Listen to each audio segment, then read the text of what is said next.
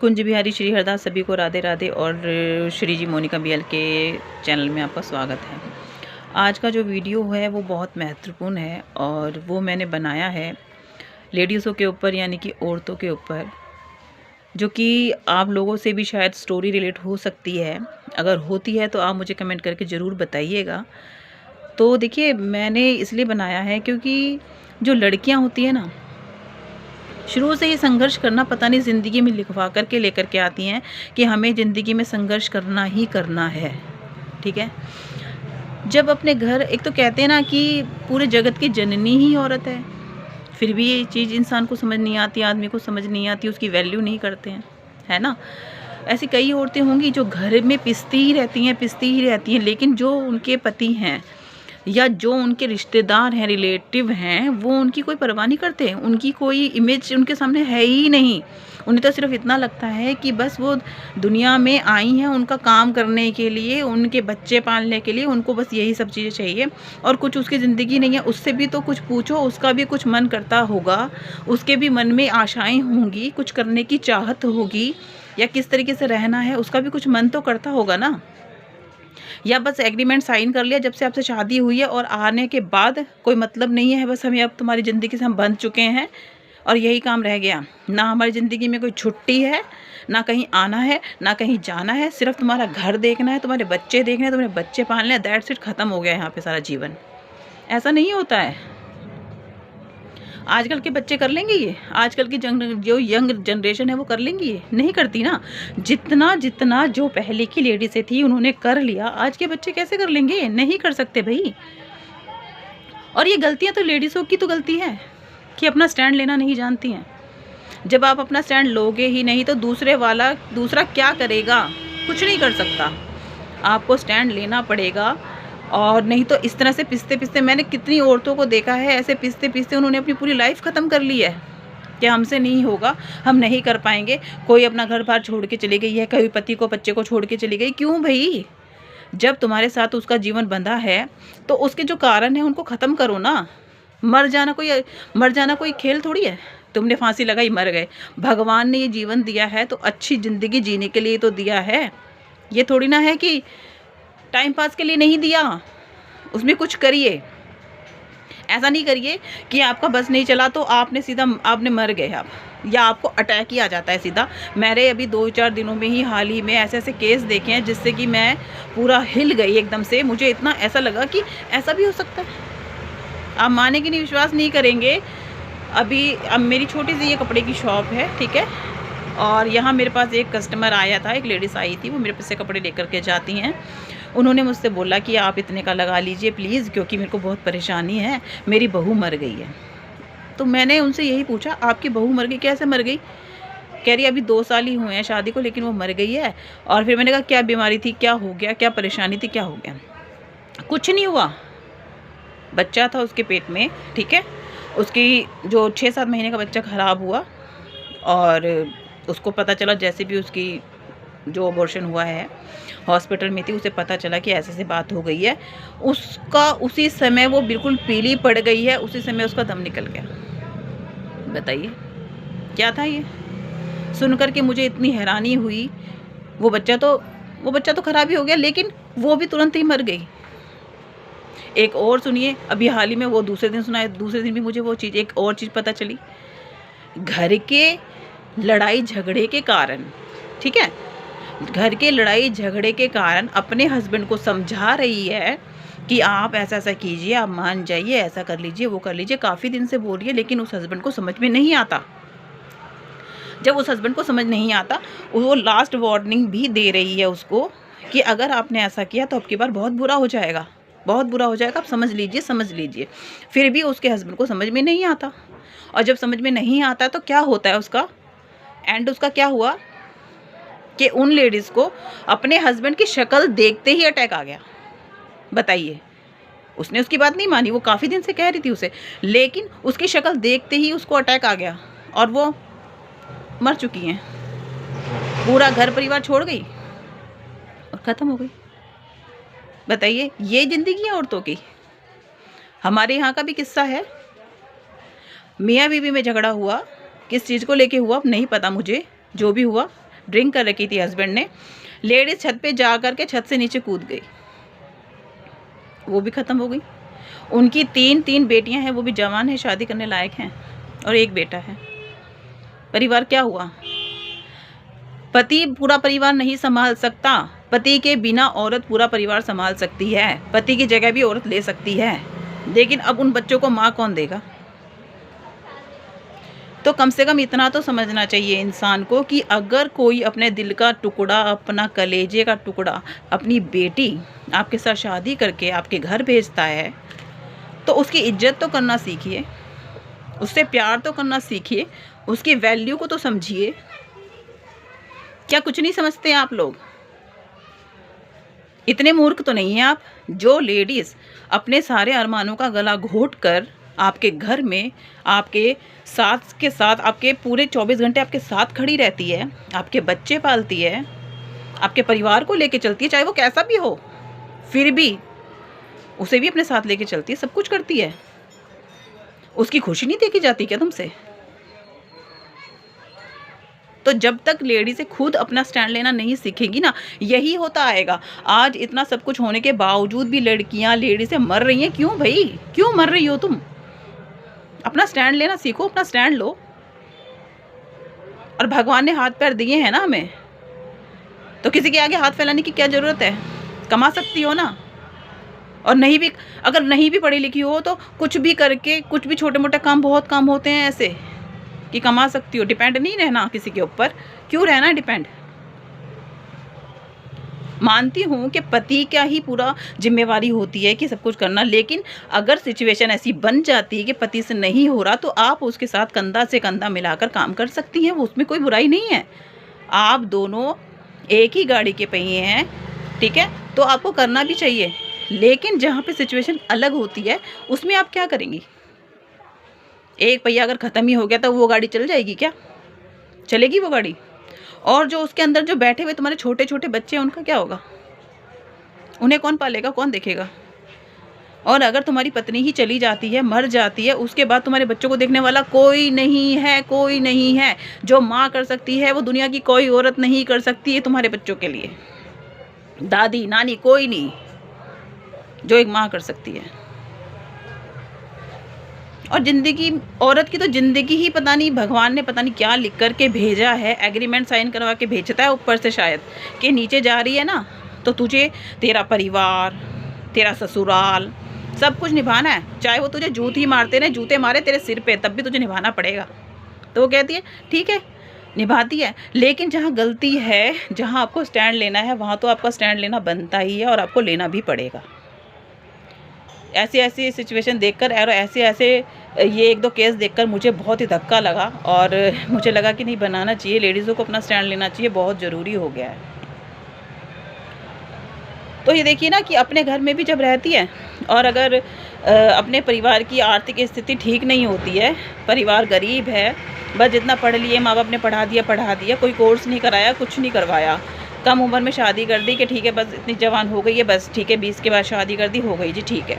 वहाँ पे भी उस वाली सिचुएशन में भी पूरा घर देखा कि हाँ भाई, बड़ी भी थी तब भी देखना बनता है, छोटी छोटी बहनें हैं तो भी देखना बनता है ना, सब कुछ देखना बनता है। जब शादी हो जाती है वहाँ तो कर ही रहे थे। तो ये सोचते हैं हर को माँ बाप क्या कहते हैं, जो भी करना हो अपने घर जाके करना, जहाँ घूमना हो अपने घर जाके घूमना, जो करना हो वहाँ करना, ठीक है भाई। घर तो हमारा वैसे भी कोई नहीं होता ना, वो होता है ना ये होता है। यहाँ बोलते तो कहते हैं कि क्यों तेरा घर है ये, वहाँ पे कि वो तेरा घर वो है, ये थोड़ी है तेरा घर। तो हमारा तो कोई घर ही नहीं है ना, मतलब कि ना वो है ना ये है। लेकिन आपको अपने हक के लिए तो लड़ना ही पड़ेगा। जब इंसानों को ये चीज़ समझ नहीं आती कि घर तुम्हारा नहीं है, वो घर भी तुम्हारा नहीं है, ये घर भी तुम्हारा नहीं है, तो घर तो आपको अपने लिए स्टैंड लेने की ज़रूरत है। घर क्यों नहीं है हमारा? क्यों शादी करके लाए थे हमें यहाँ हमारी ज़िंदगी बर्बाद करने के लिए? क्यों नहीं है घर हमारा? कौन कहता है हक नहीं है हमारा? तो इस चीज़ के लिए तो आपको अपनी जंग, अपनी लड़ाई लड़नी ही पड़ेगी। ऐसा नहीं है कि अनपढ़ों की तरह बैठ जाओ, रो धो करके हो गया जी, ऐसा टाइम निकल गया अब। और ऐसा करने में सबसे बड़ी गलती हमारी ही होती है। जब हमने स्टार्टिंग में स्टैंड नहीं लिया होता ना, तो बाद में फिर भुगतना भी पड़ जाता है। और भुगतना ऐसा भुगतना पड़ेगा, वो तो कभी कोई सोचता भी नहीं है कि जान देकर भुगतना पड़ेगा वो सब चीज़ें। तो उससे पहले ही आप स्टैंड ले लीजिए ना, ताकि ऐसा हो ही ना आगे। तो देखिए, भगवान ने ठीक है हमें भेजा है इस तरह से कह कर के तुझे पूरे परिवार का ध्यान रखना है। सारे बीमार हो तो तू संभाल सकती है, लेकिन तू बीमार हो तो पूरा घर बिखर जाता है। एक दिन के लिए बीमार हो करके देखो तो पूरा घर तहस नहस मिलेगा जी। कोई चीज़ अपनी जगह पे नहीं होगी, कोई खाना टाइम पे नहीं मिलेगा, कुछ नहीं होगा, सब कुछ ख़राब। तो हमें हमारे अंदर ही कोई इतनी ऐसी एनर्जी है क्या जो हम सब चीज़ों को संभाल सकते हैं और तुम लोगों से कुछ नहीं होता? कर सकते हो ना? घर के भी बहुत काम होते हैं, अगर घर में देखा जाए तो टाइम ही नहीं होता। लेकिन उस चीज़ को आप समझिए ना, उस नज़रिए से देखिए भी तो सही।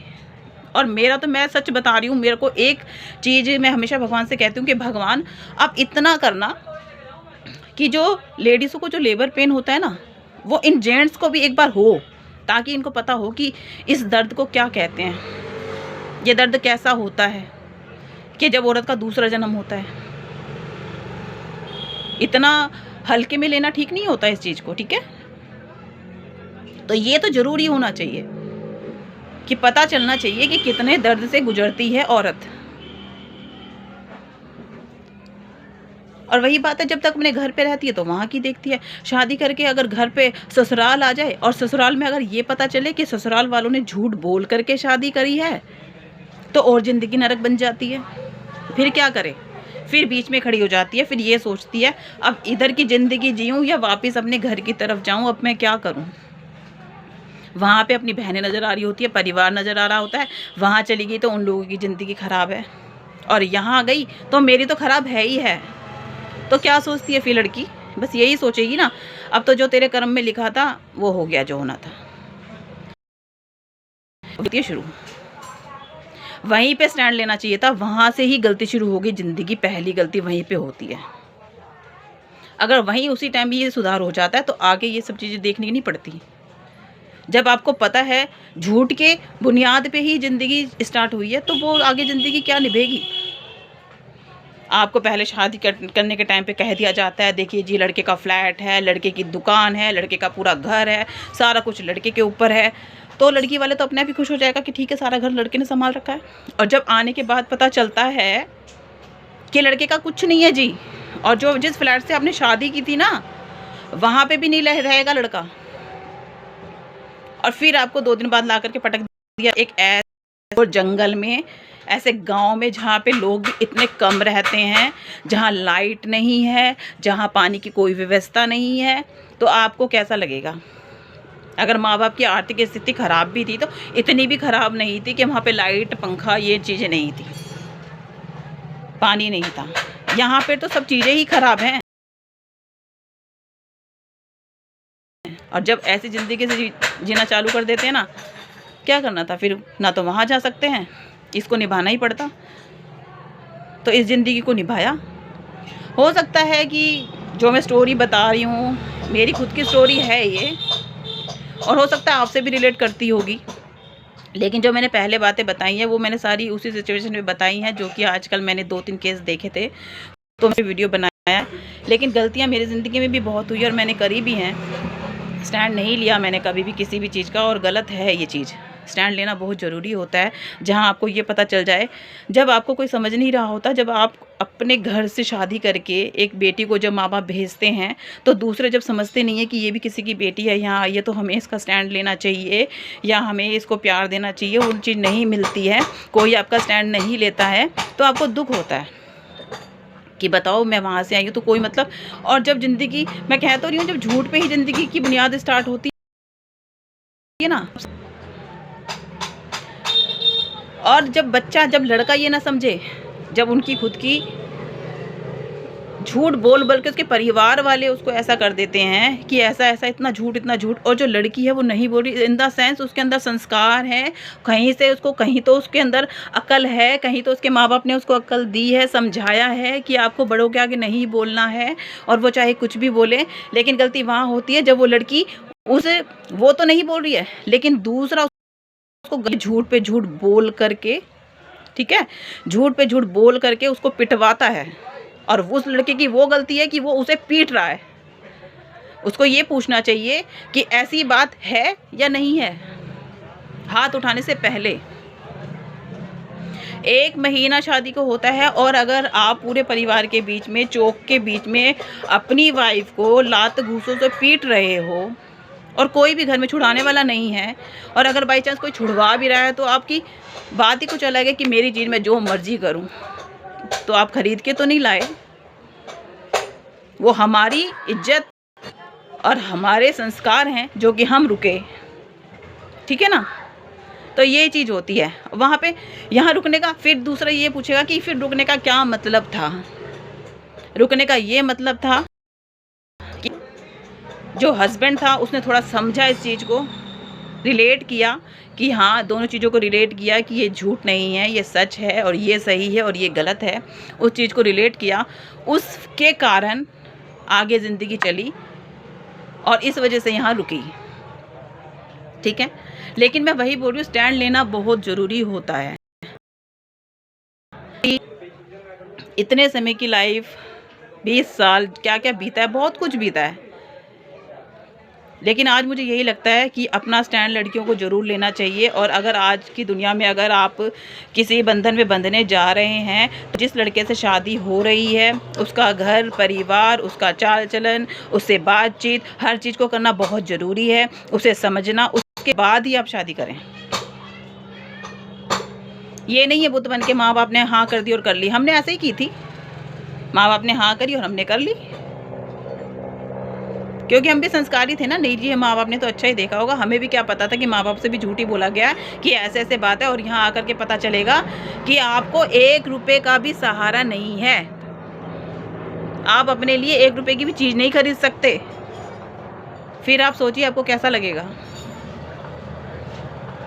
आज ये मेरी छोटी सी दुकान है ना, इसमें सिर्फ 2 सूट टांग के बैठी थी मैं, और हंसने वाले हंसे थे मुझ पे कि 2 सूट टांग के बैठी है। क्या करती, सिचुएशन ऐसी थी, बच्चे भी पालने थे, घर परिवार, क्योंकि कोई देखने वाला है ही नहीं, तो क्या करती। तो इसलिए मैं यही कहूँगी कि अगर आप किसी शादी के बंधन में बंधना चाह रहे हैं या किसी भी लड़की की शादी हो रही, तो बेटा अपना स्टैंड लेना सीखो। अगर कहीं पे भी आपको ऐसा लगता है कि आपके साथ ऐसी ऐसी बात हुई है और बात कुछ और हुई थी शादी करने से पहले और बाद में कुछ और हुई, तो आपको उस रिश्ते को बंद के रहने की ज़रूरत नहीं है। अपना स्टैंड लेना बहुत ज़रूरी है। हाल ही में मैं अब एक और बात बता दूँ, मेरी खुद की भी फ्रेंड है जिसके साथ ऐसा हुआ है, उसका भी मुझे बहुत दुख होता है। लेकिन शुक्र है भगवान का कि उसके पास अभी कोई बच्चा नहीं है, तो वो अपनी लाइफ को संभाल सकती है। अगर हो जाता तो उसको भी बहुत परेशानियों का सामना करना पड़ता। बेचारी बिल्कुल ख़राब हो गई है, ठप्पा लग गया कि शादी हो गई है, लेकिन कुछ नहीं मिला, कुछ हासिल नहीं हुआ, कोई प्यार हासिल नहीं हुआ।